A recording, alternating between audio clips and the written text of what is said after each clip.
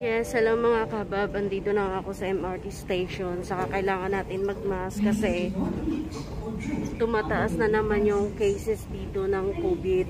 So, kailangan natin mag-ingat pag lumalabas tayo.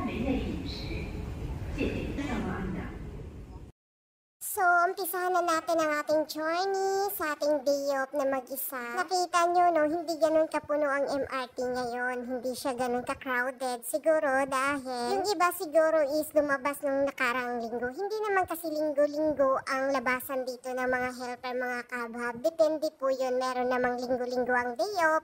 Meron namang twice. Meron namang once. Depende yun sa negotiate nyo sa inyong amo bago kayo ma-deploy dito sa Singapore. At eto na nga, patawid na tayo papuntang simbahan. Yes, papunta po tayong Novena Church. Kahit gaano man tayo kagala mga kabab, maglaan pa rin tayo ng oras para bumisita sa bahay ni God, no? Huwag natin kalimutan na magpasalamat sa lahat ng blessings at sa mga oportunidad na binigay sa atin. At ipag-pray natin na always lang sana tayo healthy. At kung may mga problema mang dumating, malagpasan natin yun. At syempre, ang kaligtasan at kalusugan ng ating pamilya na nasa Pilipinas. Hello mga kabab. Andito kami si Jollibee. 5-0.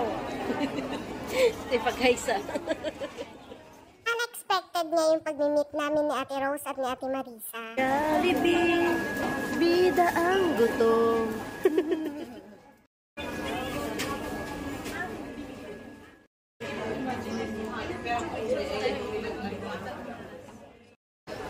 Busog na kami. Nakakain na. Sana all naka-lipstick. Pero, video to eh. Video ba yun? Pag high vlog sa. Hi! Hello vlog! Gagala na kami guys. Mag-ana-ana namin. Pagkatapos nga namin kumain ng lunch, nagkanya-kanya na kami. See you sa next part!